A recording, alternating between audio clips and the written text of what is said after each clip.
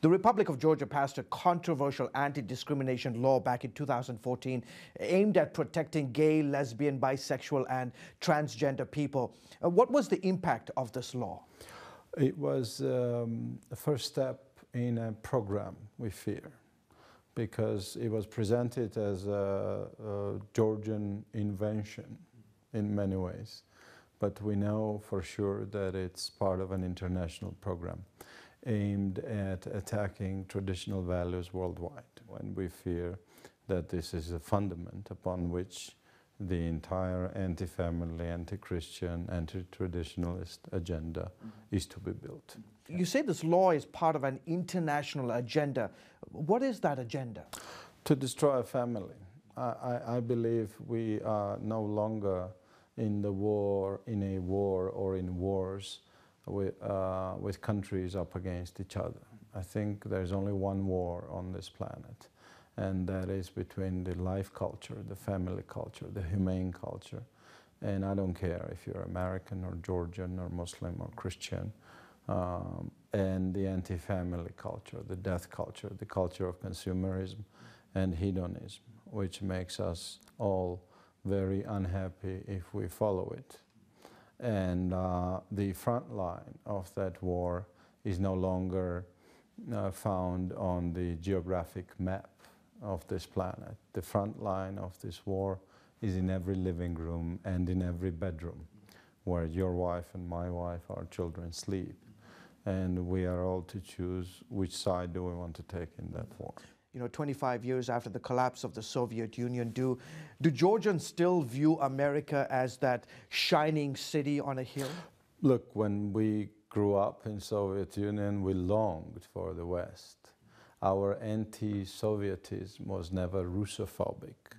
We hated the idea of controlled totalitarian atheism, oppression of freedom of speech, of oppression of private enterprise and private property.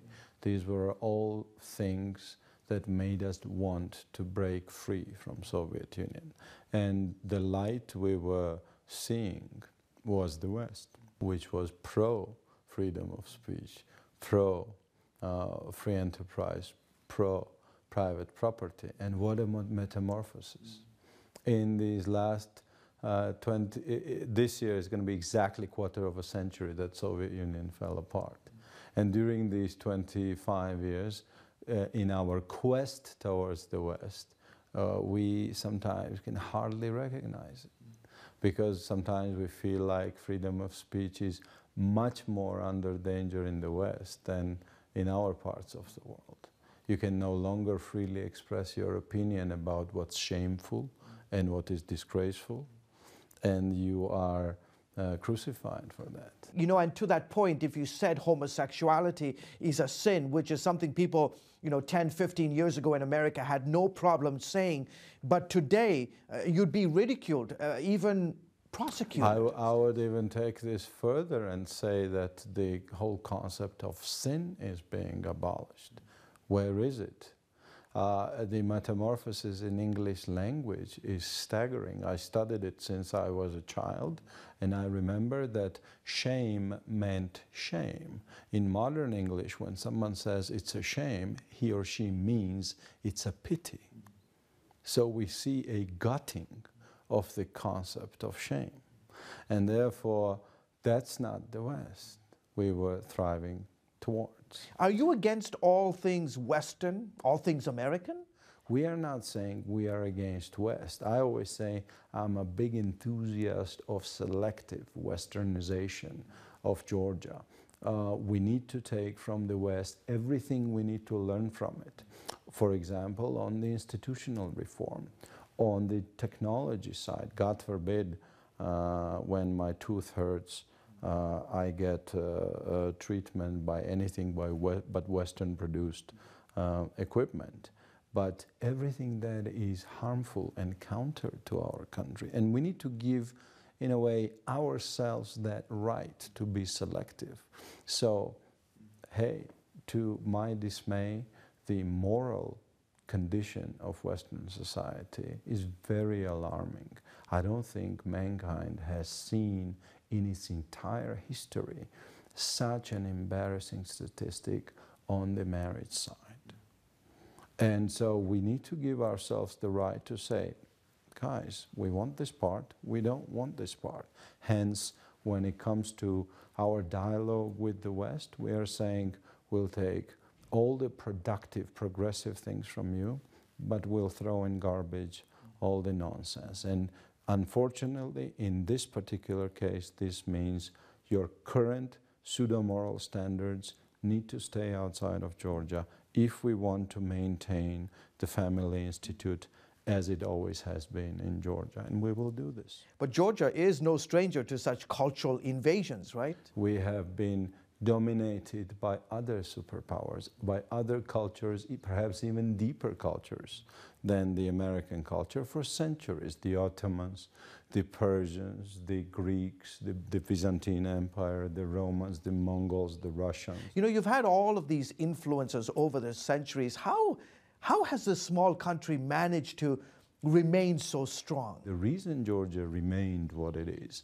because our nation, our ethnic culture has a profound feeling of responsibility to holding on to the eternal values, the eternal features of our national character, which by all means are rooted in the Christian culture. We remained Georgians because we held on to that center, which is the essence of our national character. And we are not scared, by the way, about this new wave either. We need to fight it. We need to oppose it in a positive, civilized way. But it will pass and we will remain Georgians like we always have. Can you describe the battle you are in today? We're fighting a very different battle in this part of the world. We're fighting for our right, for the freedom of speech. We want to maintain our human dignity to say what we think. So if you think indecent, radically sexual behavior is what you want to do, that's your choice. But if I think that this is an embarrassing sin, I want to remain a society which is allowed to say that. Your country today is facing a demographic time bomb. What are the consequences of this for the Georgian family? Well, the United Nations has put Georgia on the list of dying nations and Georgian language on the list of dying languages. There, I'm sure, very smart computer-equipped analysts have calculated that very soon, in 2050, Georgia will be minus 28%, and ethnic Georgians within that reduction will be minus 50%. And what do you do when you receive a message like this? We kill anywhere from 40 to 100,000 babies in their mother's wombs every year, which for a country like Georgia is a staggering figure.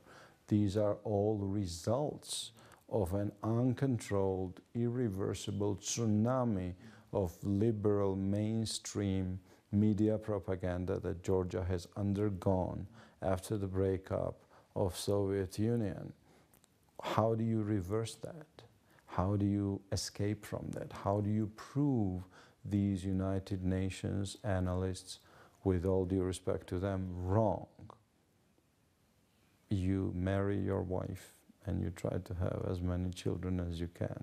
You start in your home.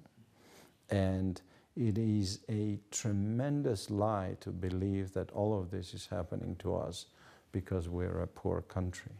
Because you and I know that statistics actually speak of the opposite. The richer people get, unfortunately, in most cases, the less babies. Look at Japan, one of the world's richest countries. Look at Western Europe.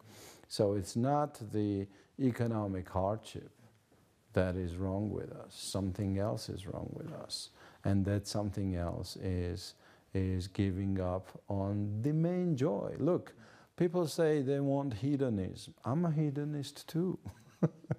I believe in pleasure, but family is the greatest pleasure that I have seen. So in a way, this may sound like a paradox, but let's say this: if you want to be a true hedonist, follow that, and multiply love around you, and that's the only way to be truly hedonistic, to be a family man or a family woman, because there is no greater joy than what you see in the eyes of your children.